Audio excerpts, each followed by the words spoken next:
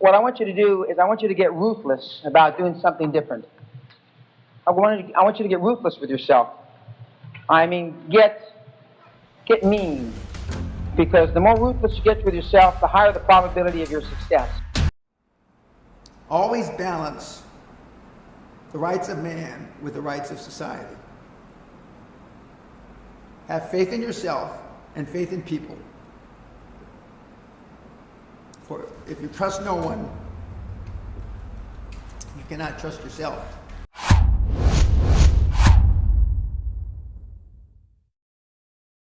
Dad made $142 a month as a policeman. He had 2 extra jobs as security guard in 2 other places to put food on the table. After World War II, as you know or may know, I was born August 10, 1945, right at the end of World War II. And but his work ethic, as I've already alluded to, was extraordinary. His honesty, his integrity were extraordinary. And I and my brothers attribute our success in life to the example that he set for us. Now, when I was graduating from junior high school in 1957, he wrote me what I'm about to read to you, and I normally get choked up when I read it, but I'm going to try not to this time. I've read it 1,000 times probably, and I've used it in speeches countless times. But and I realized I was blessed that I had parents that were supportive. Although my dad was extremely strict. And he gave me a number of beatings. And I must admit, I deserved virtually all of them because I was a total fuck-up. I was thrown out of school, expelled from school 3 times before I was 10 years old, before the 5th grade. I was arrested 4 or 5 times, the last time of which was February the 10th, 1977. I remember it like it was yesterday.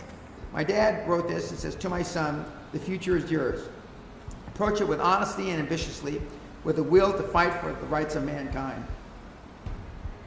Always balance the rights of man with the rights of society. Have faith in yourself and faith in people. For if you trust no one, you cannot trust yourself." Now, I focused on honesty, ambitiously, most of my life, and having faith in myself. Because if you don't believe in you, trust me, nobody else will. In closing, I'd like to read something that was written to me by my father long before I attended CSUN. The future is yours. Approach it with honesty and ambition, with a will to fight for the rights of mankind. Always balance the rights of mankind with the rights of society. Have faith in yourself and faith in people. For if you trust no one, you cannot trust yourself. There's a portion in the back of the book where I wrote the eulogy to Charlie Soliday, my former partner's at his funeral. I gave his eulogy. And it's all about winners and losers, and he was clearly a winner. And I would read that because the eulogy talked about somebody beyond question that could get it done and the kinds of things we're talking about. I also have in the back of the book a speech I wrote that really encapsulates or embodies most of the principles I believe in. I gave it at the commencement a couple years ago where I went to school. And this is how it ends. In closing, I'd like to read something that was written to me by my father long before I attended CSUN. The future is yours.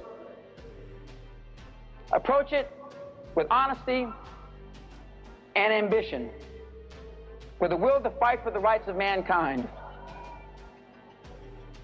Always balance the rights of mankind with the rights of society.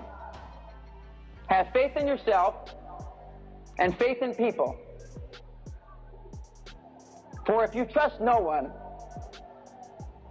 you cannot trust yourself.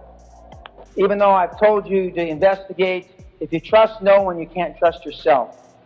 And you have to have faith in the people that you do business with. And one of the things that I've always prided myself is I always assume people are honest.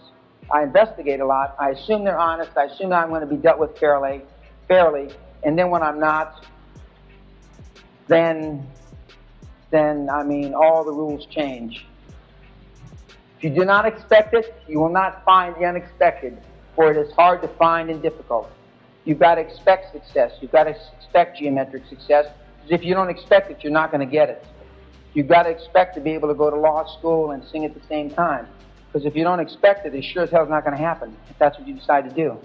You've got to expect that you're going to be able to grow your ladies' entrepreneur business or association. You've got to expect you can do the things that we talked about, attracting the lobby for the elderly. You've got to expect that. You've got to expect that you're going to be able to find somebody to joint venture and work along with to do the financial seminar. You've got to expect those things, because if you don't expect them, they don't happen.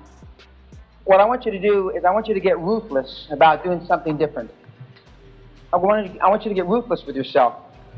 I mean, get mean. Because the more ruthless you get with yourself, the higher the probability of your success. Because your doubts are not the product of accurate thinking, but habitual thinking. Your doubts are not the product of accurate thinking, but a habitual thinking. Just because it didn't happen to you doesn't mean it can't happen. Now, I've been called gifted before, which I'm not. Most of the people in this room are probably smarter than I am. From an intellectual IQ point of view, read more books than I have. I told you earlier I only read 3 books. I read one of them twice. Now, I'm kind of proud of that. I've read more books recently, but the people we call gifted are different from the crowd in one way, one very special way. They accepted their gifts. They let it happen. The high achievers, the person you admire, are those individuals who open their gifts. These winners have more gifts because they claimed them, took them out of the wrapping and used them. Everybody in this room has the same gifts that people accuse me of having. Everybody in this room. Everybody in every room that I've ever talked in front of in the last 15 or 20 years. Some people open them, unwrap them. Some people leave them under the tree. If you're experiencing no anxiety or discomfort, the risk you're taking probably isn't worthy of you. The only risks that aren't a little scary, are the ones you've outgrown. I'm going to say that again. The only risks that aren't a little scary are the ones you've outgrown. A high comfort level provides solid evidence that you're playing it safe, not growing, not really testing your limits at all, and not in the process of a quantum leap. If you're comfortable at work, if you're comfortable with your job, then by definition, you're not growing. By definition.